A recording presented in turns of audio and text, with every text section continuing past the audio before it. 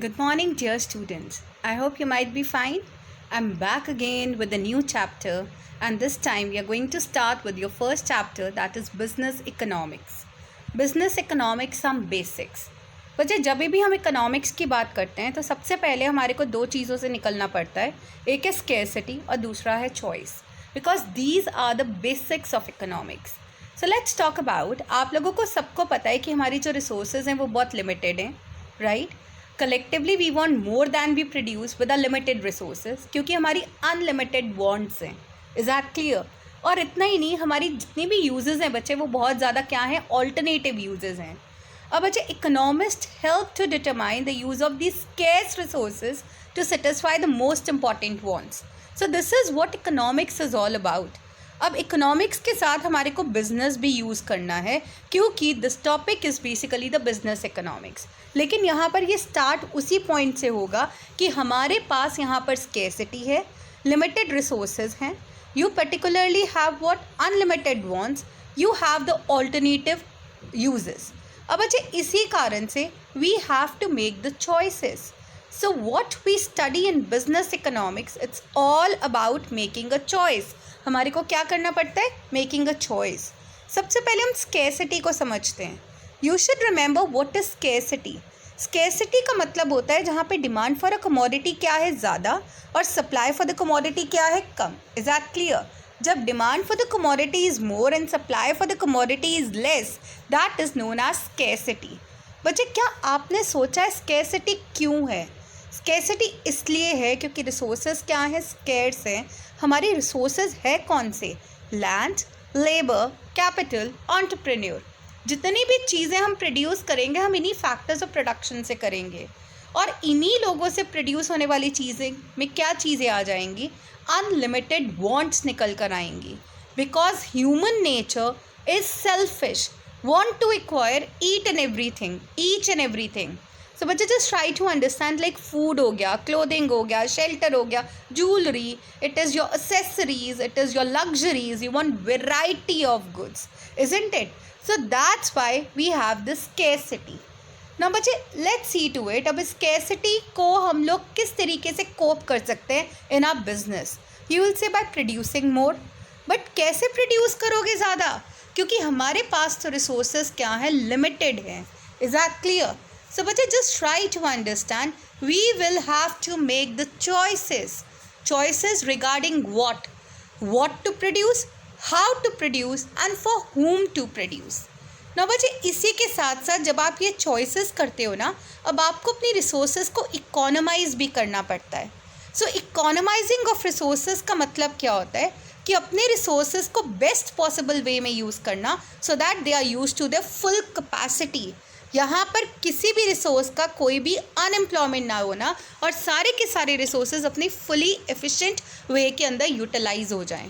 Now बच्चे, the fundamental issue that arises scarcity of goods and services as compare to the demand.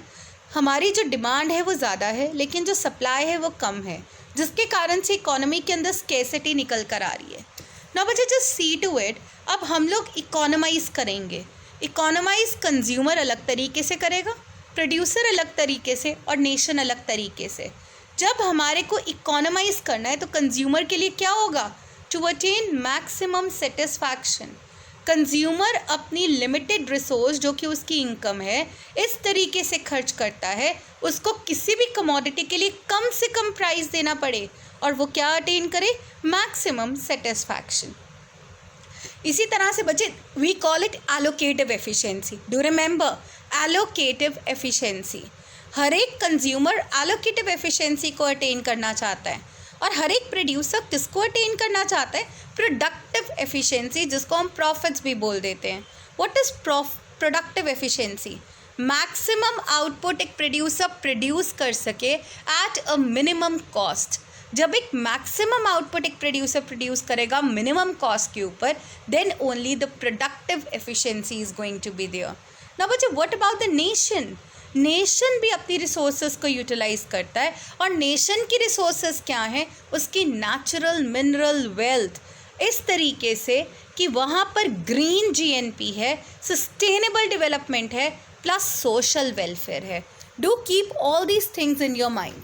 Now, dear students, when we talk about economizing the resources, let's see the last point. ये तो ऊपर वाले quite similar हैं. Efficient and wise decision making should be taken into account both the opportunity cost. What is opportunity cost? Next best alternative available and trade-offs.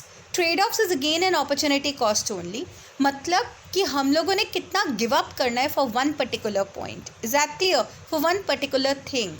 And यहाँ पर हमारी choices अब important हो जाती हैं.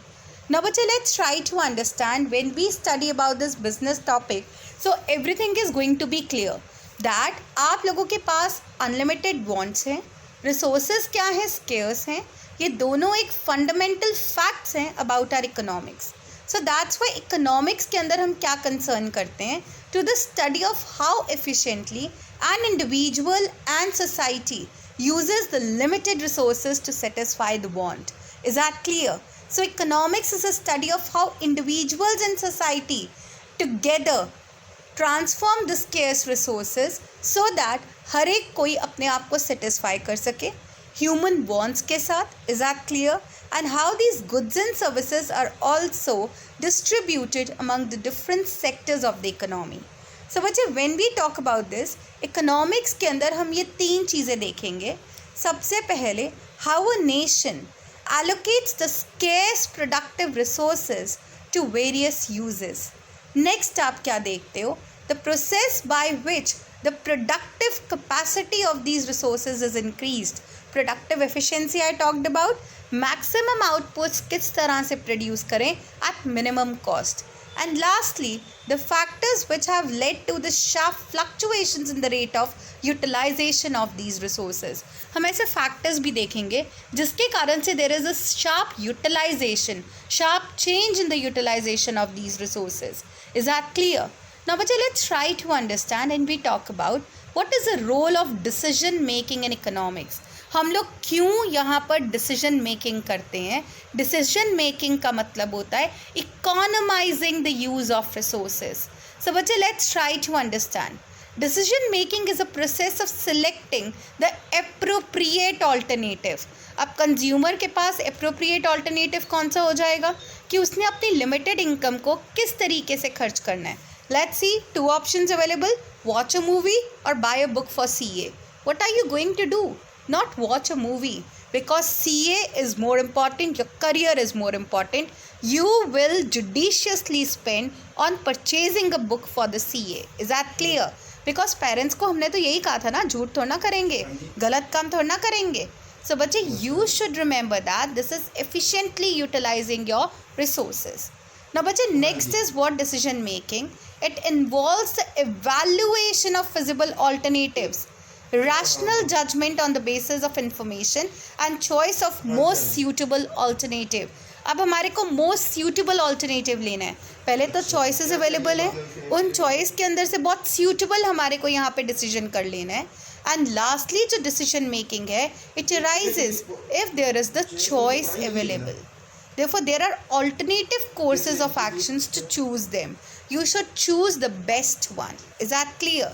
Now, but just try to understand, when I talk about this, we have some roles in economics. So, in the economics, हमारे पास बहुत सारे productive resources होते हैं. I talked about these productive resources: land, labor, capital, entrepreneur. Is that clear? तो हम किस तरह से अपने लैंड, लेबर, कैपिटल और एंटरप्रेन्योर को यूटिलाइज करेंगे कि हमारे को क्या मिले, maximum profit. Is that clear? So बच्चे, just try to understand. Whenever I talk about, you should be clear, a business firm has to make both strategic and tactical and operational decisions. एक जो business firm है उसको इसी तरह से अपने ये land, labor, capital, entrepreneur को किस तरीके से utilize करना है. He would be using it on the basis of some strategy, on some tactical basis, and he would be taking some operational decisions. Is that clear? Like, let's try to understand. अभी lockdown चल रहा था, but do you remember, Reliance is only one company during the lockdown which has gained a lot. Reliance के ऊपर कोई कुछ करोड़ का कर्जा था. What did Reliance do? Jio के कुछ शेयर्स इन्होंने फेसबुक को बेच दिए और कुछ 10% शेयर्स और बहुत सारी कंपनीज़ को बेच दिए. व्हाट डिड इट हैपन, जितना कर्जा था वो तो उतर ही गया, प्लस इन्होंने इनकम और कर ली। सो ये एक स्टैटिस्टिकल डिसीजन था, एक स्ट्रैटेजिक डिसीजन था, ऑपरेशनल डिसीजन था बाय जियो, जिसके कारण से Jio tend to earn more. Is that clear? अब उसने भी तो चॉइस ही किया कि वो अपने या तो कर्जे को रखे और उसके ऊपर इंटरेस्ट पेमेंट्स बढ़ती जाएं, या फिर वो अपने कुछ शेयर्स को बेच के वहाँ से अर्निंग कर ले, कर्जा भी चुका दे और साथ में और गेन भी कर ले। तो बच्चे आपको बिजनेस में इस तरह के डिसीजंस लेने पड़ते हैं। Is that clear? Now, but let's try to understand. We have some examples of decision making for a business firm in context of economic theory. अब जब आप इकोनॉमिक थ्योरी करते हो आपको बहुत सारे अपने बिजनेस के लिए डिसीजंस लेने पड़ेंगे। Let's try to understand. सबसे पहला डिसीजन क्या है? शट डाउन और कंटिन्यू। हर एक फर्म सोचेगी कि अब उसको शट डाउन करना है या उसको कंटिन्यू करना है। बच्चे ये लॉकडाउन के पीरियड के अंदर बहुत सारी कंपनीज़ ने अपना बिजनेस शट डाउन किया है, अपने प्रोडक्शन के लेवल को कम कर दिया है। Is that clear? सो ये एक बिजनेस स्ट्रैटेजिक डिसीजन हो गया कि क्या आपकी कॉस्ट रिकवर हो रही है, वेरिएबल कॉस्ट रिकवर हो रही है। अगर तो वेरिएबल कॉस्ट रिकवर होगी तो एक फर्म प्रोडक्शन करेगी, अदरवाइज वो शट डाउन कर देगी। अब अच्छा जस्ट टेक एन एग्जांपल, जितने भी छोटे छोटे स्कूल्स होंगे, अब आप लोगों को पता है मशरूमिंग ऑफ स्कूल्स या mushrooming of any of the business, जहाँ पर किराए के ऊपर लोगों ने अपनी शॉप्स ली हुई थी, कई लोगों ने किराए पे स्कूल्स लिए हुए थे। अब क्योंकि लॉकडाउन है, सब कुछ बंद पड़ा था, तो क्या ये लोग अपना किराया निकाल पाए? नहीं। What was the option left to them? To shut down. इन्होंने शट डाउन कर दिया। सो बच्चे just see to it. Next is particularly, तो आपको एक शट डाउन का डिसीजन लेना पड़ेगा, और शट डाउन का डिसीजन हर एक बिजनेस फर्म अपनी कॉस्ट को देख कर लेती है। बच्चे next is particularly the new product. Should a firm launch a new product now in the highly competitive market of environment? If yes, what should be the price of that product and what output level? Again, take an example of Jio. अब जब जियो आया तो जियो के अंदर you should be remembering that इन्होंने बहुत competition दिया, free के अंदर अपनी सिम्स देनी शुरू कर दी, लोगों को नेट का इतना आदी बना दिया कि आप लोगों को अब लगा कि जब जियो प्राइम वाला इनका स्कीम आया तो we should opt for Jio. Is that clear? And now Jio has covered the whole of the market. ये छोटे मोटे जितनी भी कंपनीज थी, आइडिया हो गया या कोई और हो गया, वो तो धीरे धीरे डाउन हो गए। Even Airtel has come down. Is that clear? So what is this? This is a kind of a situation that Jio has put over, made you addictive, and यहाँ पर उसने अपना नया प्रोडक्ट लॉन्च किया free of cost to make you addictive to that. Is that clear? अब same is an example, Airtel is giving one ad 000। What is that? Quick network, no problems. This is a kind of a new product being launch. जो बहुत busy people होते हैं ना, जिनको download भी एक click के ऊपर चाहिए, this is for them. Is that clear? So this is a kind of a new product being launched. Next is optimum output.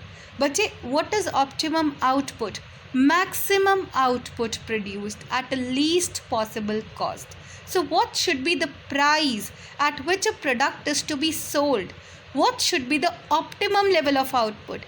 ये डिसीजंस हम लोग इकोनॉमिक्स के अंदर लेते हैं, बिजनेस इकोनॉमिक्स के अंदर लेते हैं। ऑफ कोर्स जब भी आप ऑप्टिमम आउटपुट करोगे, no wastage of resources, minimum cost होनी चाहिए और मैक्सिमम आउटपुट आपका प्रोड्यूस होना चाहिए। Is that clear? नाउ बच्चे next is what the production method, कि आपके पास किस तरह की टेक्निक्स अवेलेबल हैं प्रोडक्शन करने के लिए, एंड वेदर आपने जो प्रोडक्शन करनी है वो लेबर इंटेंसिव करनी है या कैपिटल इंटेंसिव करनी है।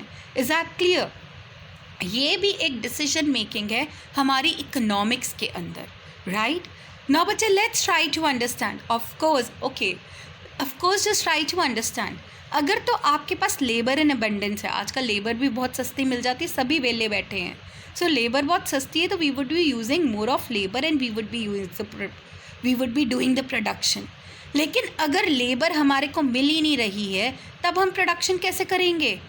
हमारे पास मशीन्स बहुत अच्छी हैं, हाईटेक मशीन्स हैं, और करोना काल चल रहा है तो हमारे को तो हर जगह एफिशिएंसी शो करनी है, तो हम कहेंगे जी एवरीथिंग इज़ डूइंग मैकेनाइज्ड। हम लोग जिस चीज़ की प्रोडक्शन करें वो मैकेनाइज्ड है, हमारे हैंड्स भी उसको टच नहीं कर रहे हैं। So this type of a techniques of production method can be adopted. Is that clear? From time to time. Next is particularly the procurement. What is procurement? Raw materials कहाँ से आएगा, services कहाँ से आएंगी, और बाकी इनपुट्स कहाँ से आएंगे, और what prices to pay to these inputs. Is that clear? बच्चा आपको पता है जितनी भी बड़ी बड़ी कंपनी होती हैं, जब ये रॉ मटेरियल्स लेती है ना, ये ऐसे नहीं लेती आज मुझे 200 प्रोडक्ट प्रोड्यूस करने हैं तो बस मुझे इतना सा raw material. No no no, they take that in bulk.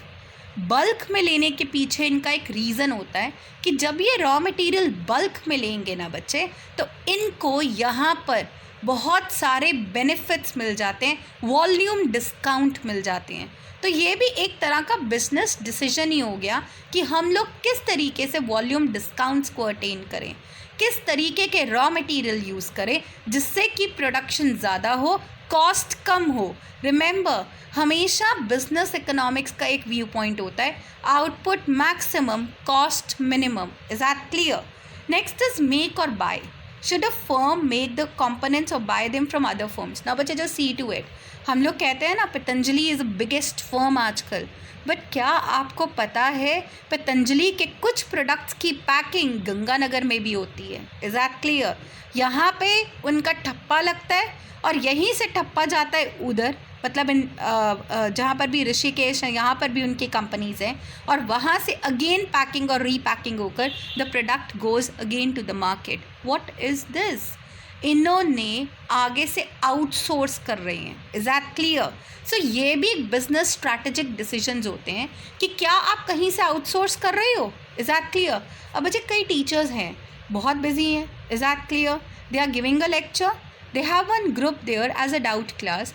उन्होंने एक टीचर को अपॉइंट कर दिया कि जब भी किसी बच्चे को डाउट हो तो आपने डाउट को क्लियर कर देना है. ये मैं आपकी लैंग्वेज में आके समझा रही हूँ ताकि आप बिजनेस इकनॉमिक्स को समझ सको. सो ये भी एक तरह का बिजनेस इकनॉमिक्स है, giving an appointment to a person जो कि उस नॉलेज का हो, जिसको मैथ्स की नॉलेज हो या किसको इकनॉमिक्स की नॉलेज हो, और वो आपके डाउट्स को क्लियर कर सके. Is that clear?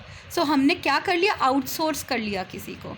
Is that clear? So this is whether हमने सारी की सारी चीज़ खुद बनानी है या हमने कोई चीज़ बाहर से खरीद कर बेच देनी है.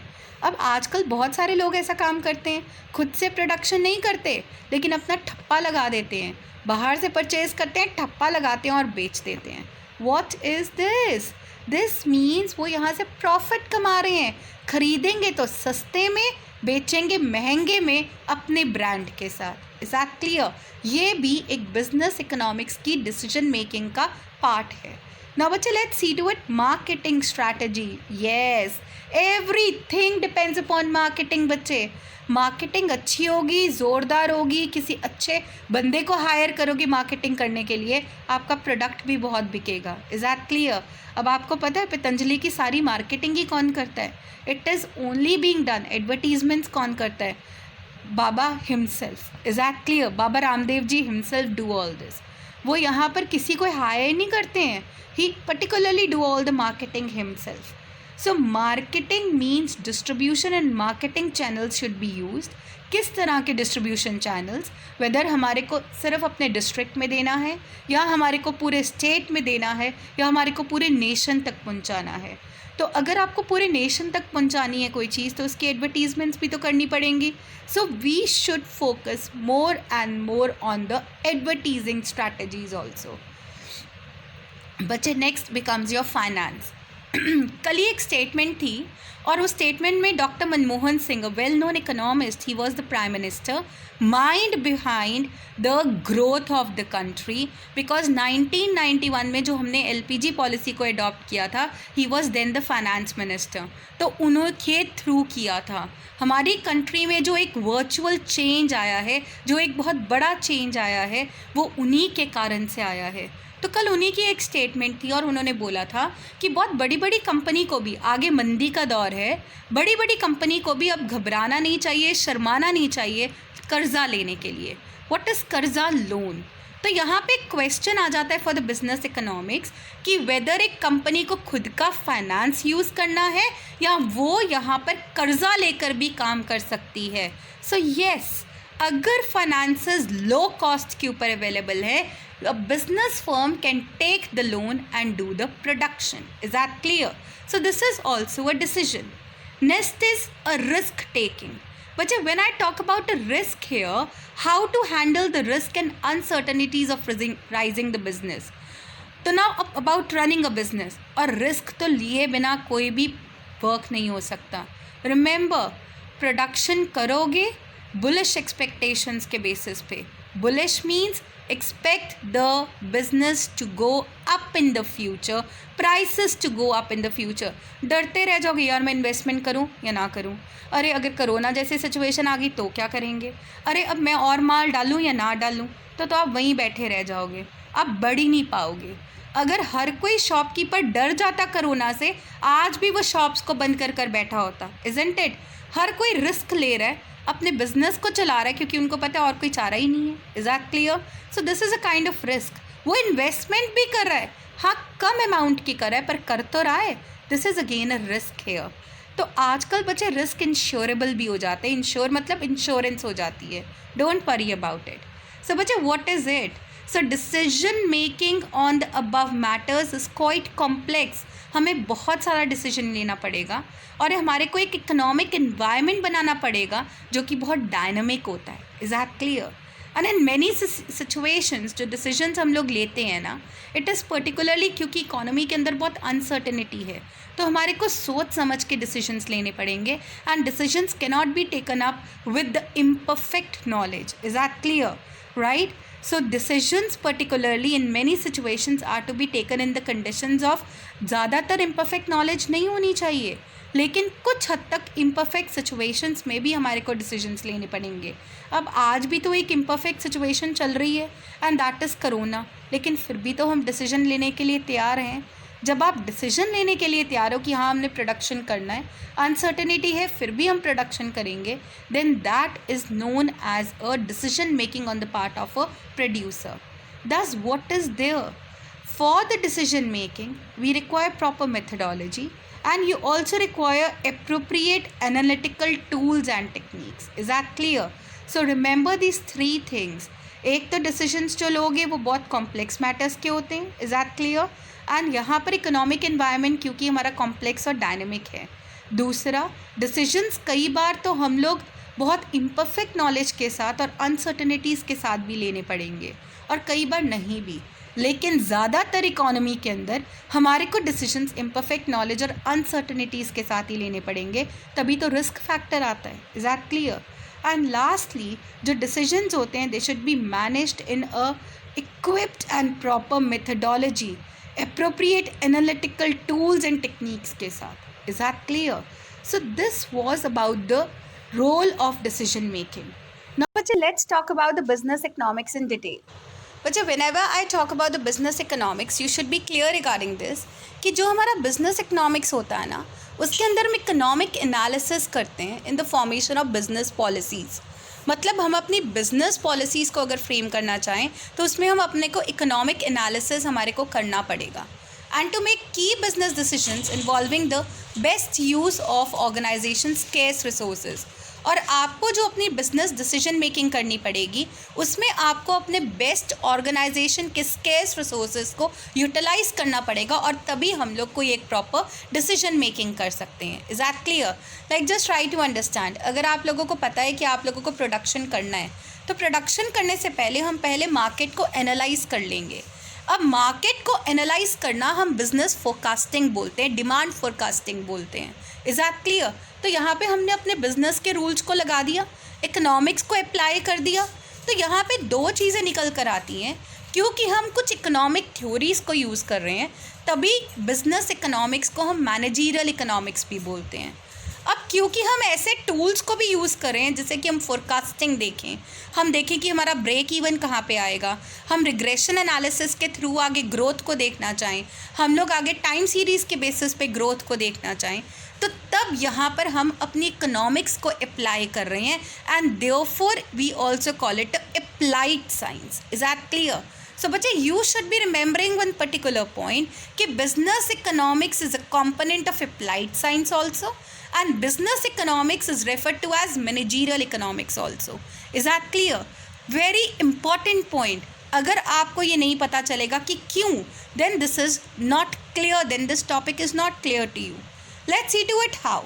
Business economics is a component of applied economics as it includes application of selected quantitative methods or techniques like linear programming, regression analysis, capital budgeting, break-even process, time series, cost analysis. तो हम लोग अपनी ये skills को apply करते हैं. Mathematical skills होती हैं ये, क्वांटिटेटिव स्किल्स, क्योंकि क्वांटिटेटिव इज मैथमेटिकली मेजर्ड, तो इसीलिए हम इसको एक अप्लाइड इकोनॉमिक्स और अप्लाइड साइंस भी बोलते हैं ना बच्चे. बिजनेस इकोनॉमिक्स को मैनेजरियल क्यों बोलते हैं? क्योंकि मैनेजर्स अपने डिसीजंस लेते हैं on the basis of economics की थ्योरीज. Is that clear? अब let's talk about demand and supply. तो हमारे को इतना पता है, हर एक कोई प्रोड्यूसर है ना, जब उसकी कमोडिटी की प्राइस कम होगी तभी वो एक प्रोड्यूसर अपनी मार्केट के अंदर सामान को बेच पाएगा, क्योंकि उसको पता है कि कंज्यूमर तभी डिमांड कर पाएगा. That's why we have a situation of equilibrium price here. Is that clear? तो इसी तरीके से theories of economics related to what the concepts of demand, related to concepts of supply, cost, price, हम लोग यहाँ पर कंपटीशन के basis पे we try to check everything. आपने भी तो पढ़ा था कि जो एक मोनोपोलिस्ट होता है उसके लिए कंज्यूमर सरप्लस, मोनोपोलिस्ट के लिए consumer surplus is high. Is that clear? तभी ही keeps a higher price for a commodity.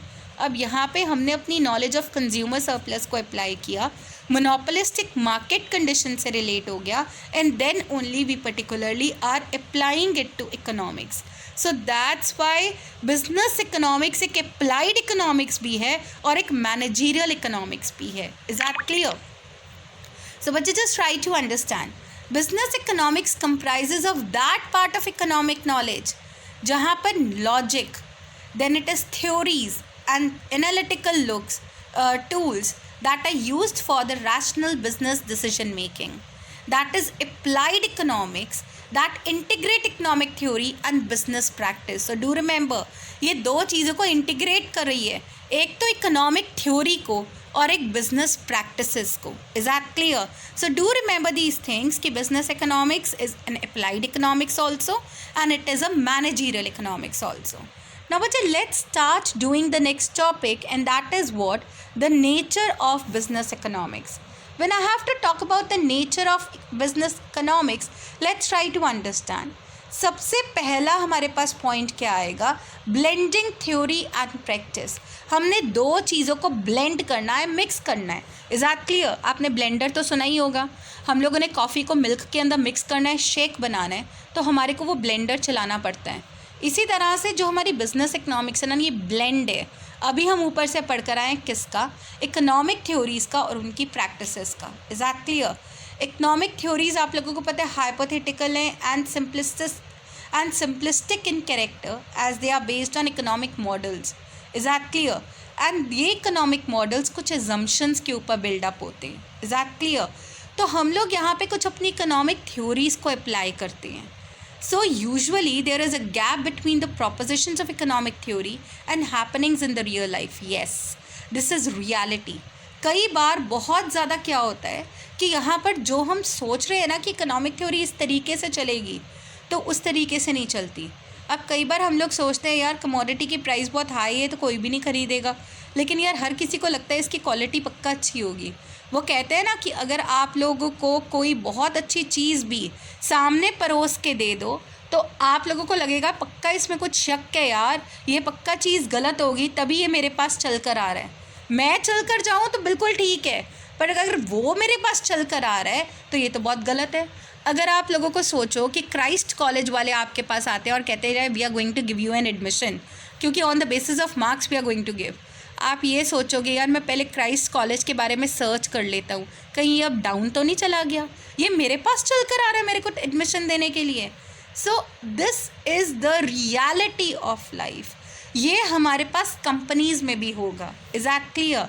तो अब एक बार अगर जियो आपको कहे कि अब आप दिन रात फ्री नेट चलाओ, एग्जैक्टली आप 4 बार सोचोगे यार ये ऐसा तो नहीं है कि जियो का जो नेटवर्क है वो बहुत ही डाउन चला गया, मैं ऐसा करूं या ना करूं. Is that clear? अगेन हम लोग अपनी नॉलेज को यहाँ पे यूज़ करेंगे. Is that clear? Next is business economics enables application of economic logic and analytical tools to bridge the gap between theory and practice. अब theory और practice में हम बहुत analytical tools को भी देखते हैं और उन tools के basis पे हम लोग अपने decisions लेने की कोशिश करते हैं. Is that clear? तभी तो जाकर थ्योरी और प्रैक्टिस ब्लेंड होती है, क्योंकि कई बार थ्योरी कुछ कह रही है और रियलिटी कुछ और होती है. तो यहाँ पर हम लोग कुछ एनालिटिकल टूल्स का तड़का डाल देते हैं. वी एक्चुअली यूज़ व्हाट कोई regression analysis, time series analysis और अपनी कोई इकोनॉमिस्ट की कुछ सोच को चेकआउट करते हैं and then we check it out. Is that clear? But next point is it is a pragmatic approach. What do you understand by a pragmatic approach now? बच्चे microeconomics is abstract and purely theoretical. Is that clear? Microeconomics abstract है. Abstract क्यों कह रहे हैं? It is never same for everyone. It is different. Is that clear? इसमें assumptions भी हैं, theoretical भी है, and analyze the economic phenomena under different specified assumptions, like I told you. However, business economics is pragmatic in its approach. एक pragmatic means practical approach है. Is that clear? Which the firms face in the real world. Is that clear? And this approach is being faced by the people in the real world. क्योंकि जब वो business की practice कर रहे हैं ना बच्चे, तो उन्हीं को पता चलता है कि एक्चुअल में क्या क्या problems they tend to face. हम तो कहते हैं प्राइस ज़्यादा होगी तो सप्लाई भी ज़्यादा करेंगे, बट इन रियलिटी अगर प्राइस ज़्यादा होगी तो सामान खरीदेगा कौन से? That's why they have to come to the equilibrium price to sell it. Is that clear? Now, but let's see to it. Interdisciplinary. Business economics is interdisciplinary in nature as it incorporates the tools from other disciplines like mathematics. Yes, mathematical tools कहाँ से आ गए बच्चे? मैंने आपको regression analysis बोला, मैंने आप लोगों को कॉस्ट एनालिसिस बोला, ब्रेक इवन एनालिसिस बोला. ये सारे के सारे हमारे कौन से टूल्स आ गए? Mathematical tools. इवन आप लोग अगर बहुत हायर भी जाते हो, इकोनॉमिक्स के अंदर ऑनर्स करते हो या हम बिज़नेस इकोनॉमिक्स के अंदर बहुत स्पेशलाइजेशंस करते हैं, हम देखेंगे स्टैटिस्टिकल टूल्स भी यहाँ पे यूज़ हो रहे हैं. Is that clear? हम देखेंगे हमें अकाउंटिंग की चीज़ें भी देखनी पड़ेंगी. हम यहाँ पर क्या देखेंगे? हम लोग बिज़नेस से रिलेटेड भी कर रहे हैं. Now just try to understand. You are doing CA, लेकिन आप इकोनॉमिक्स भी पढ़ रहे हो, लॉ भी पढ़ रहे हो. आप इसी तरीके से यहाँ पर और क्या पढ़ रहे हो? You are studying accounting also. This means it's a quite pragmatic approach, interdisciplinary approach. Is that clear? जो आप CA के अंदर पढ़ रहे हो. तो इंटरडिसिप्लिनरी मतलब अकाउंट्स की भी नॉलेज होना, बिजनेस की भी नॉलेज होना, मैथ्स की भी नॉलेज होना, हर एक चीज़ की नॉलेज होना.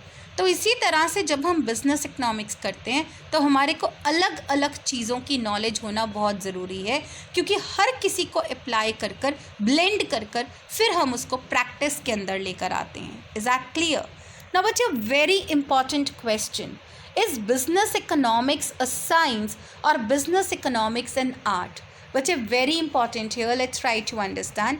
Science is a systematic body. आप सबको पता है सिस्टमैटिक बॉडी किसकी है? नॉलेज की, विच enables the cause and effect relationship.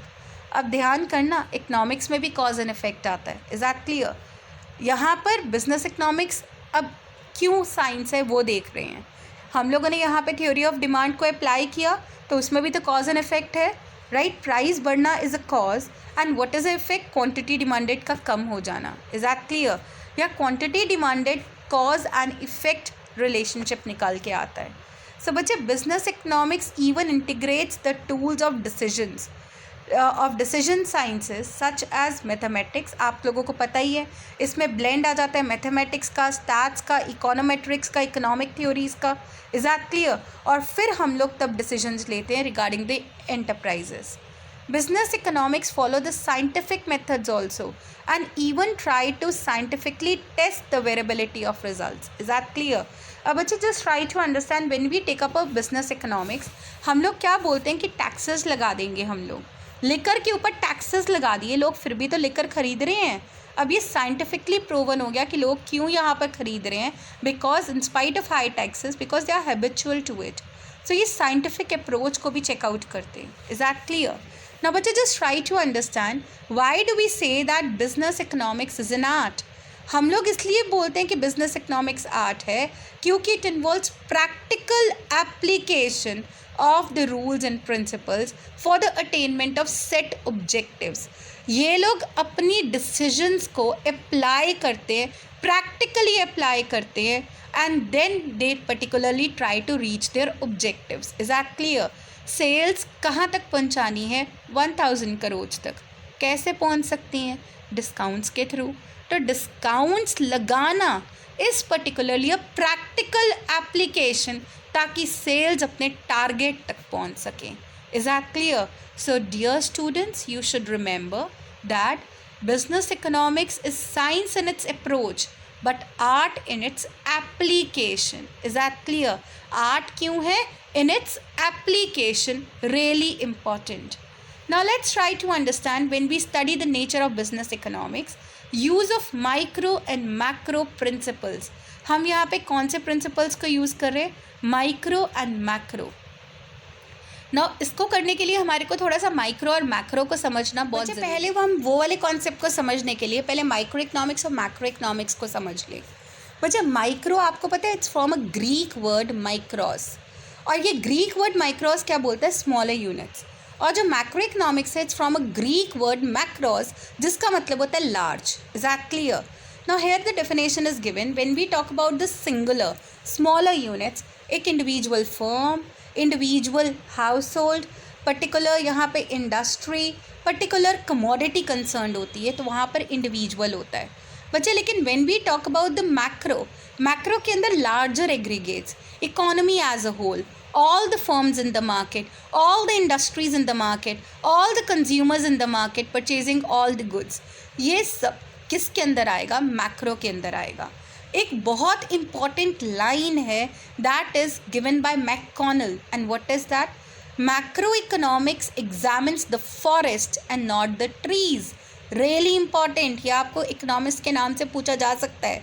Who said कि मैक्रो इकोनॉमिक्स एग्जामिन फॉरेस्ट को करती है and not the trees? And this is being said by whom? By McConnell. Is that clear? Now बच्चे just see to it, जो micro economics होती है वो decision making करती है, लेकिन वो डिसीजन मेकिंग किसके बेसिस पे होती है? सिर्फ कंज्यूमर के बेसिस पे. Is that clear? कंज्यूमर के बेसिस पे, रिसोर्स ओनर्स के बेसिस पे और बिजनेस फर्म के बेसिस पे. Is that clear? लेकिन जब हम मैक्रो इकोनॉमिक्स को पढ़ते हैं तो वहाँ पे decision making is from the level of economy as a whole.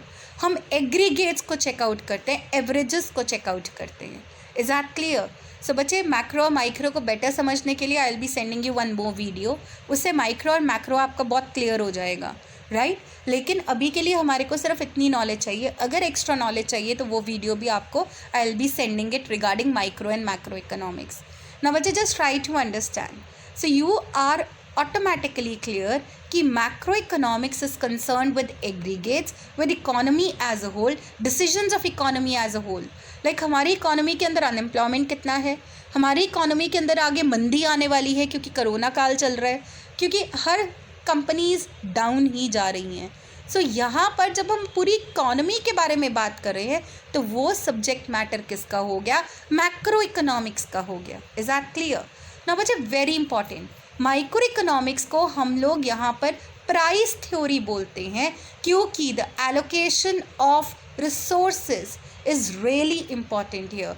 Allocation of total productivity is important.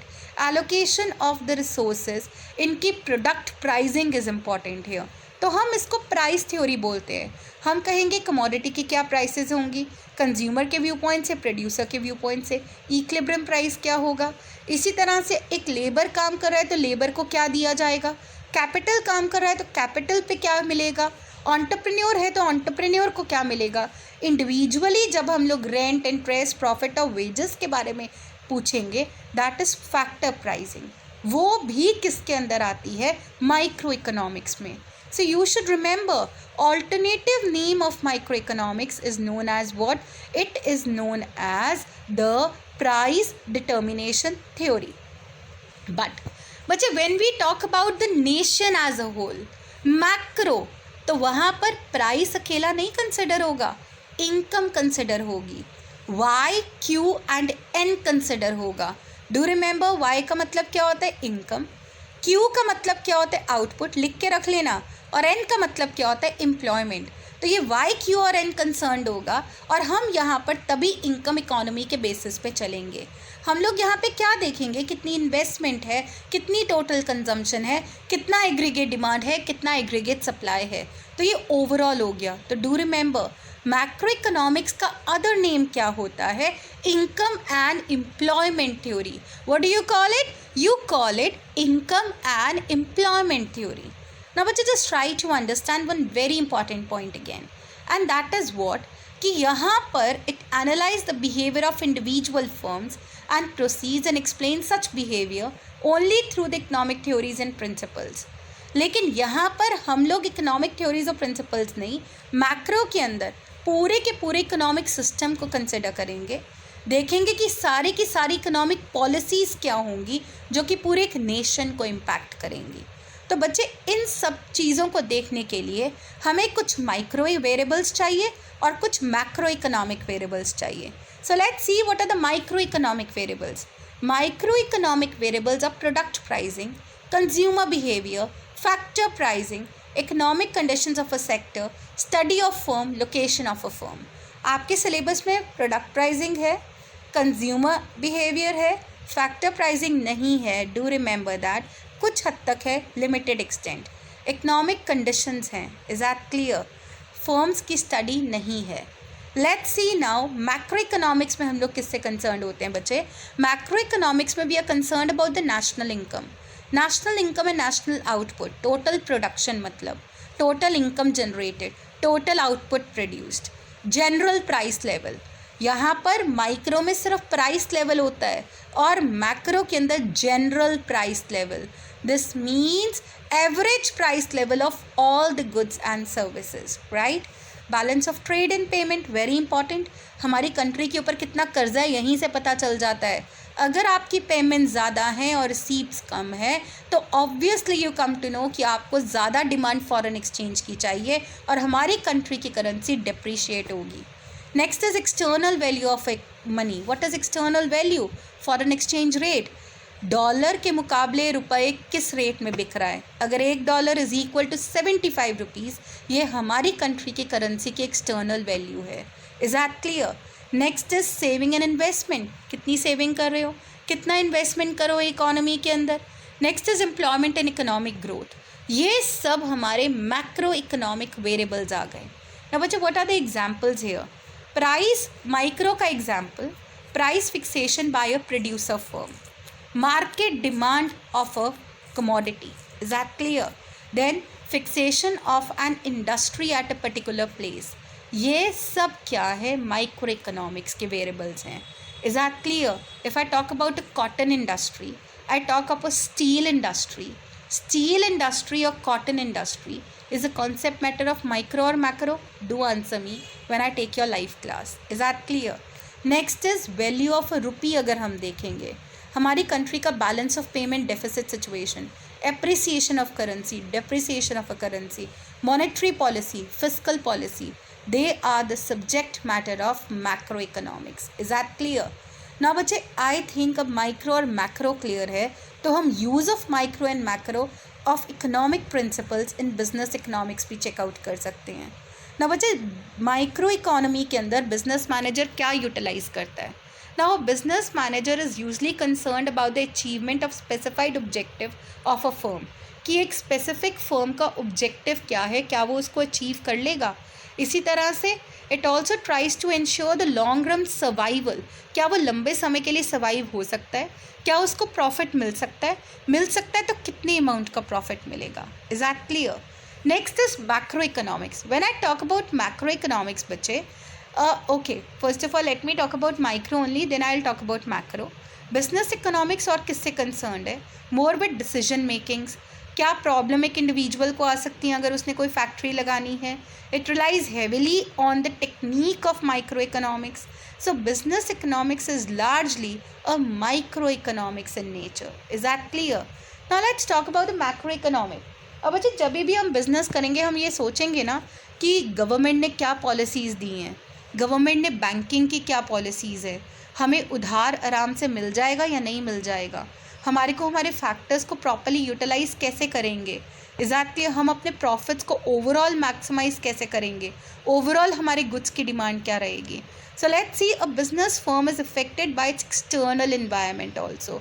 External environment comprising various factors. Just try to understand, अगर कोरोना का इफ़ेक्ट पूरी कंट्रीज़ पूरे वर्ल्ड में है तो ऑब्वियस है उसका impact हमारी कंट्री में भी आएगा. That is a macro economic reason here, macro economic impact here. आपको पता है जब मंदी आई थी, मतलब एक क्राइसिस आया था, हम उसको आगे भी पढ़ेंगे, अराउंड 2007 के अंदर, जिसको हम बबल बर्स्ट भी बोलते हैं. एग्जैक्टली उस क्राइसिस के कारण से जो इम्पैक्ट हमारी कंट्री बाहर वाली कंट्रीज़ में था वो स्लम्प हमारी कंट्री के अंदर भी आ गया था. Is that clear? सो एक मैक्रो इकोनॉमिक इम्पैक्ट ही तो है जो बाहर से हमारी कंट्री के अंदर आ जाता है और फिर हमारे को उस चीज़ को सोचकर बिजनेस डिसीजंस लेने पड़ते हैं. Is that clear? हम कहते हैं ना, अगर अमेरिका में मंदी का दौर है तो इंडिया में भी आएगा ही आएगा, चाइना भी इफेक्टेड है तो इंडिया भी इफेक्टेड होगा, क्योंकि पूरी इकोनॉमी एज अ होल क्या है, रिलेटेड है. सो बच्चे जस्ट ट्राई टू अंडरस्टैंड, तो गवर्नमेंट को टाइम टू टाइम कुछ ऐसी पॉलिसीज़ बनानी पड़ेंगी जहाँ पर उन पॉलिसीज़ के थ्रू हम लोग इस चीज़ को कंट्रोल कर सकें. A business manager may be acquainted with these and other macro economic variables which may influence the business environment. So that's why you should remember that कि बिजनेस इकोनॉमिक्स के अंदर माइक्रो का कंपोनेंट भी है और macro का भी component है. नाउ बच्चे just see to it. We have to see, analyze from the private enterprises economy viewpoint. But let's see to it now. When I talk about it, business economics uses a theory of markets and private enterprise. It uses a theory of firm and resource allocation in the backdrop of private enterprise economy. हम लोग अभी types of economies करेंगे. हम लोग ऐसे सोचेंगे कि हमारी इकोनॉमी एक प्लान्ड इकोनॉमी के अंदर आती है, हमारी जो इंडस्ट्रीज़ है वो एक कैपिटलिस्ट इकोनॉमी के अंदर आती हैं, हमारी इंडस्ट्री जो है वो एक मिक्स्ड इकोनॉमी के अंदर आती है.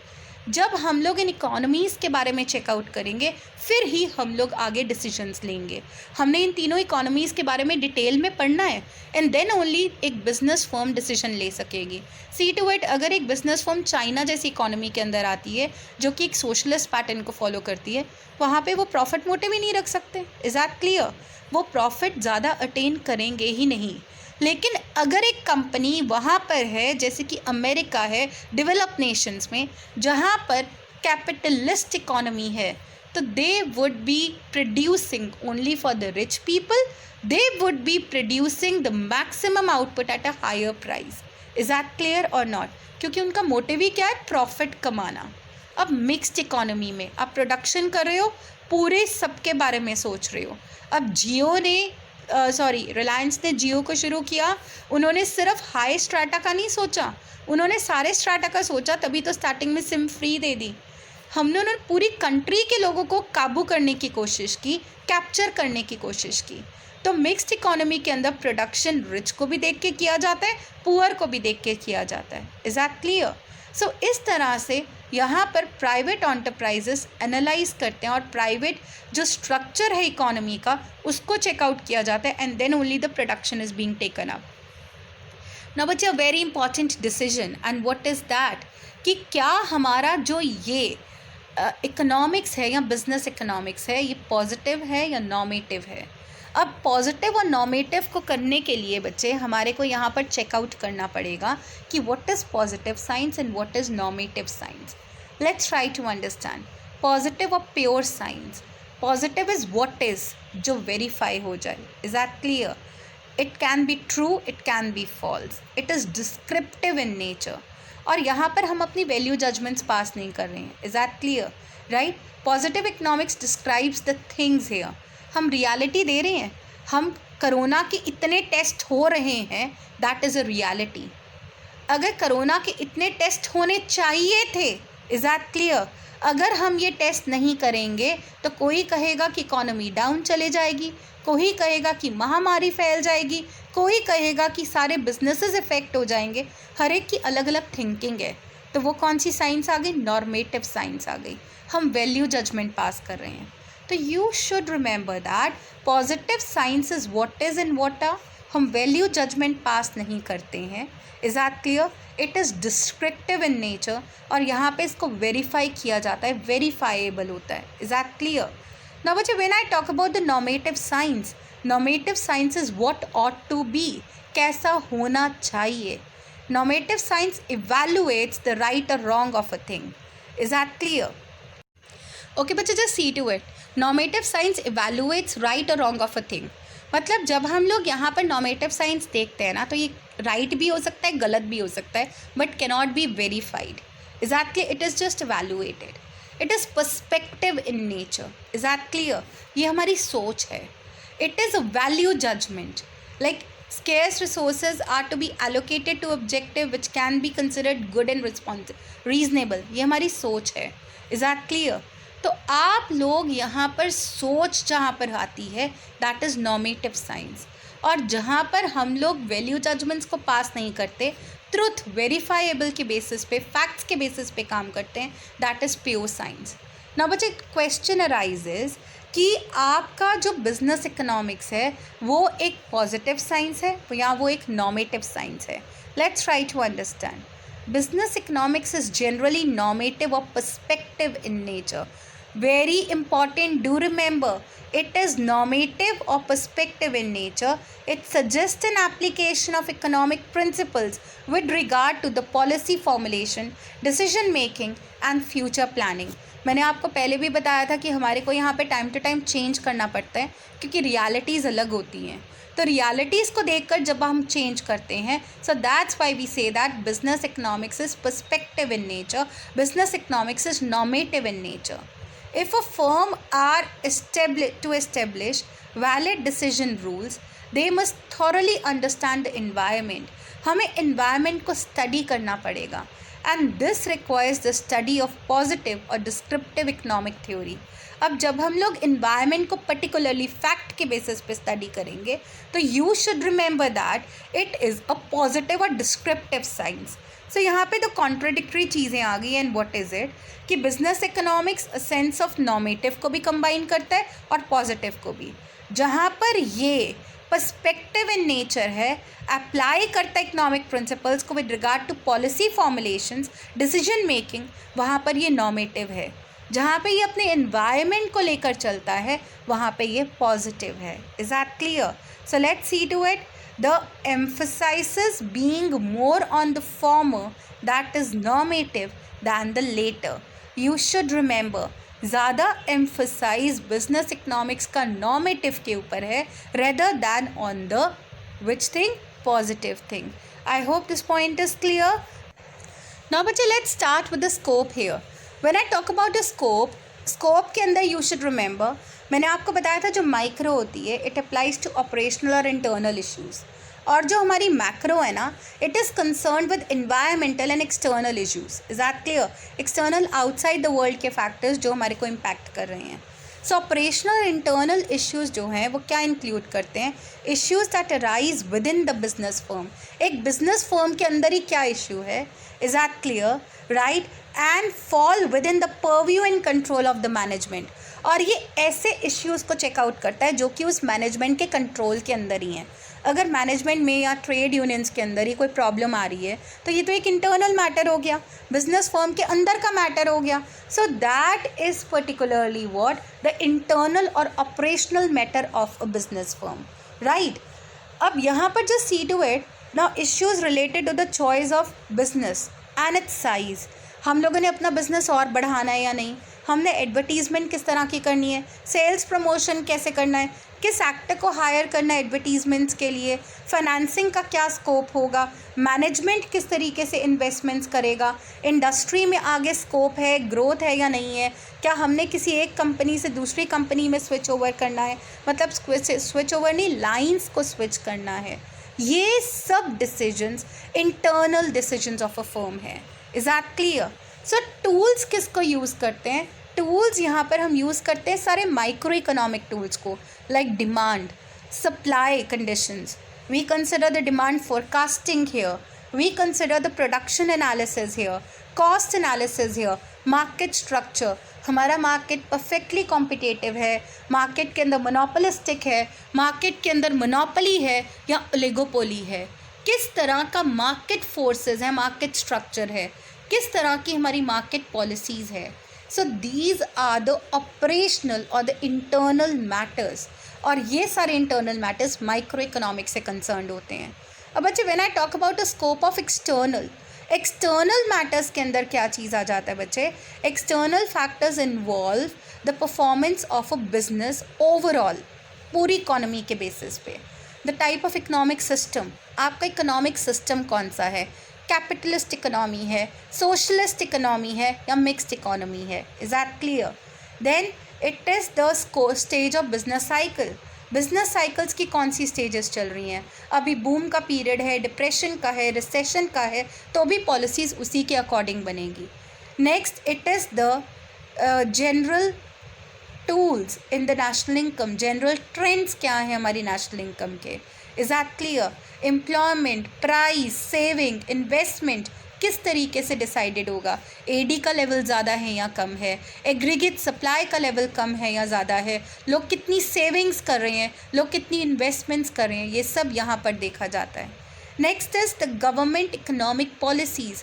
हमारी गवर्नमेंट की इकोनॉमिक पॉलिसीज़ कैसी हैं. Do you have a good industrial policy, किस तरीके की है.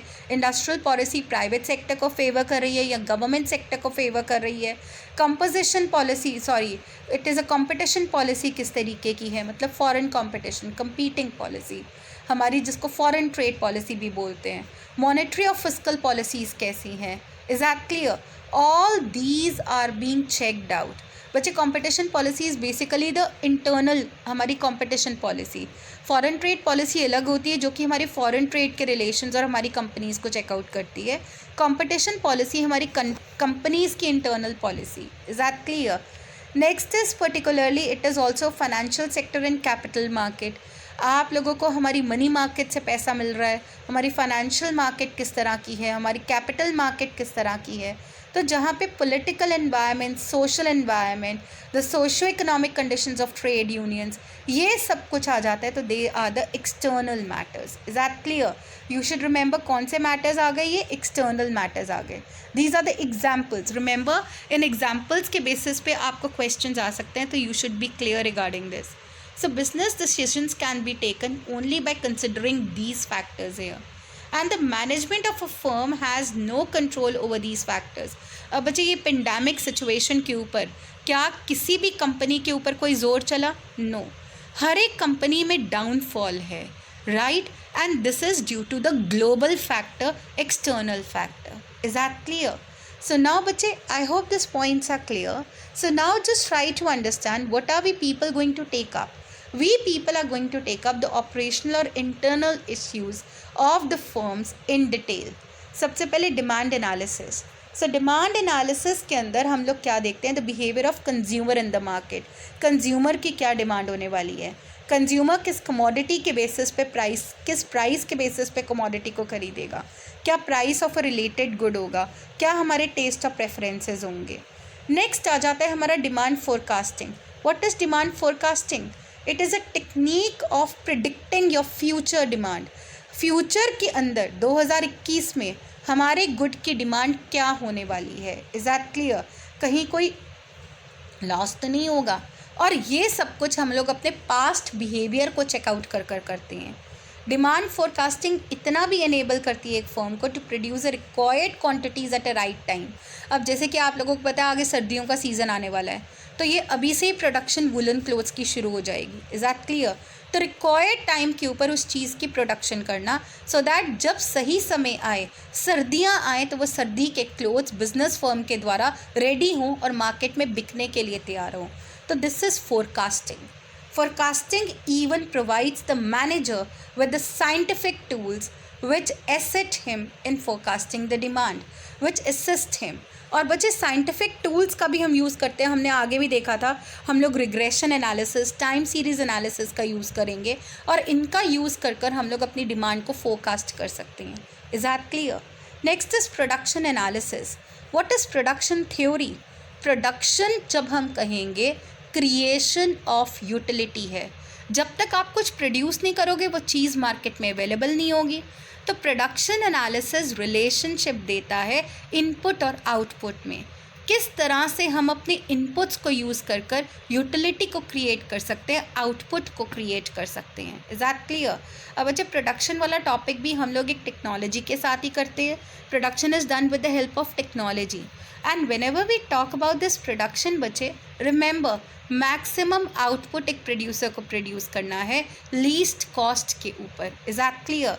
And that also with reference to a short period and a long period. This is what हम लोग डिटेल के अंदर पढ़ेंगे। Is that clear? रिमेंबर, हर एक प्रोड्यूसिंग फर्म एक ऑप्टिमम साइज ऑफ आउटपुट को प्रोड्यूस करना चाहती है। Is that clear? Next is particularly the cost analysis. Cost analysis enables the firm to recognize the behavior of cost, right? और हम लोग ये देखते हैं कि खर्चे के ऊपर, मतलब खर्चा, अगर आउटपुट ज़्यादा प्रोड्यूस करोगे तो खर्चा कितना होगा। Is that clear? Time period के बेसिस पे खर्चा क्या होगा, प्लांट साइज के बेसिस पे खर्चा क्या होगा। The firm will be able to identify the ways to maximise the profit. Is that clear? कितना ये एक डिज़ायर्ड लेवल ऑफ आउटपुट को प्रोड्यूस कर सकती है at a minimum possible cost, economising again. Using a cost theory and cost analysis, manager can ensure that a firm is not incurring undue losses. और undue cost तो नहीं आ रहे हैं, क्या कोई शटडाउन पॉइंट आ गया, क्या इसको अपनी प्रोडक्शन को बंद कर देना चाहिए और प्रोडक्शन करनी चाहिए, लॉसेस तो नहीं है, सुपर नॉर्मल प्रॉफिट्स हैं, यहाँ पर नॉर्मल प्रॉफिट्स हो रहे हैं, किस तरह की सिचुएशन है, ये कॉस्ट एनालिसिस हमारे को डिसाइड करने में हेल्प करता है, of course along with revenue. Is that clear? Now dear students, it is the next point is particularly what? The inventory management. What is inventory management? Inventory means stock, raw materials का stock, finished goods का stock, semi-finished goods का stock. So inventory management theories pertain to the rules that a firm can use to maximize the goods associated with maintaining inventory in the form of raw materials. Raw materials को maintain करना, work in processes and the finished goods. Work in process means semi-finished goods. So always remember, inventories की बात होगी तो तीन तरह के goods की बात होती है, raw materials की, semi-finished goods की और finished goods की. Semi-finished goods को work in progress वाले goods बोलते हैं. And inventory is also, inventory policies हमारे को इम्पेक्ट करती हैं profitability. Like I told you कि हम लोग उतना सामान नहीं खरीदेंगे जितना हमारे को अभी चाहिए प्रोडक्शन करने के लिए, हम बल्क में ख़रीद के रख लेंगे. बल्क में अगर आपके पास रॉ मटेरियल्स अवेलेबल होगा तो आप प्रोडक्शन कभी भी कर सकते हो, इमीडिएटली भी कर सकते हो, और वो सामान भी आपको एक सस्ते दाम पे मिलेगा. Is that clear? So बच्चे, this helps in particularly producing maximum at a minimum cost. Bulk में रॉ मटेरियल ख़रीदा होगा तो सस्ते दाम पे आ जाएगा. Is that clear?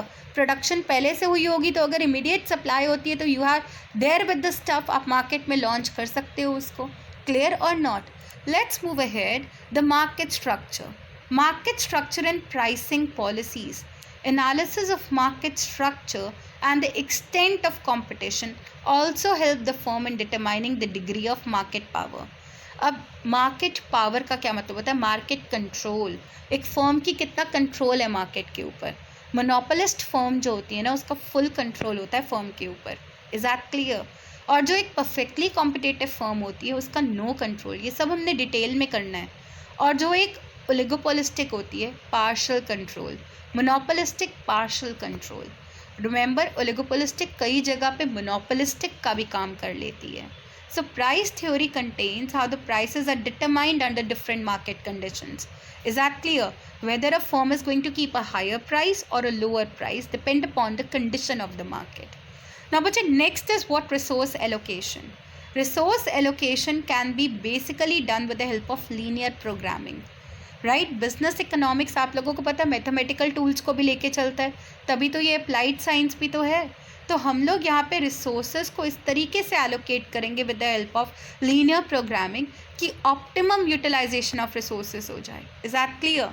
एंड बच्चे, the next point is what? Theory of capital and investment decisions. Now each business firm has to carefully decide कि उसने किस एरिया के अंदर इन्वेस्टमेंट करना है. अगर उसको और किसी प्रोडक्ट लाइन के अंदर जाना है तो क्या वो वहाँ पर भी इन्वेस्टमेंट करे या ना करे. तो यहाँ पर इसको ये सब कुछ एक साइंटिफिक क्राइटेरिया प्रोवाइड होता है रिगार्डिंग सम इन्वेस्टमेंट प्रोजेक्ट्स. इनको पूरी रिपोर्ट्स बनानी पड़ती है, उसको असेस करना पड़ता है scientifically, and then only they come to a point after watching the total scenario कि इस चीज़ में इनको प्रोडक्शन करना या नहीं. आज आप उठे कहोगे जी कल मैं ना शेयर मार्केट में जाके इन्वेस्टमेंट कर रहा हूँ, पता लगे जी कल गोल्ड खरीद लिया और रशिया ने एक दवाई निकाल दी कोविड की, और जो लोग इन्वेस्ट कर रहे थे गोल्ड में आज वो धड़ाम आके नीचे गिरे. कल जो गोल्ड उन्होंने ख़रीदा था 55,000 के अकॉर्डिंग ख़रीदा था, आज गोल्ड के रेट ही 50,000 हो गए. What is this?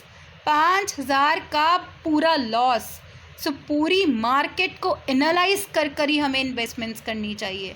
Is that clear? हर एक कंपनी पहले रिस्क को मैनेज करती है, रिस्क असेसमेंट करती है, and then only the investments are being done. So this should be done only on the basis of a right study, right? Next is profit analysis. Profit theory guides the firm in the measurement and management of profit under the conditions of uncertainty, risk, like I told you. Profit analysis is the immensely useful in future profit sharing planning. Is that clear? हम future में किस तरीके से profit planning करते हैं, इसमें ये बहुत ज़्यादा help करती है. Now, but a risk and uncertainty analysis, again I told you there is a risk theory. Is that clear? हम लोग profit की theories भी करेंगे, हम लोग risk theory भी करेंगे डिटेल में. So you got to be very much clear, and these are the topics that are covered under the microeconomics content. और ये सारे topics हम लोगों ने आगे check out करने हैं, and they are under the coverage study of business economics. एक बिजनेस इकोनॉमिस्ट को इन सारे पॉइंट्स को चेकआउट करते हुए ही हमें आगे प्रोडक्शन, इन्वेस्टमेंट सब कुछ करना है. Is that clear? So this is the scope of business economics. Now with this we have come to the end of the chapter of business analysis, and that is the basic portion. Now in the next chapter we would be talking about the business models, like it would be about the economic systems, like we have which economic system? Capitalist, socialist and the mixed economy. So bye for now, and happy reading and happy studying. If you have any doubt, we can clear it during a live class. Thank you. Bye.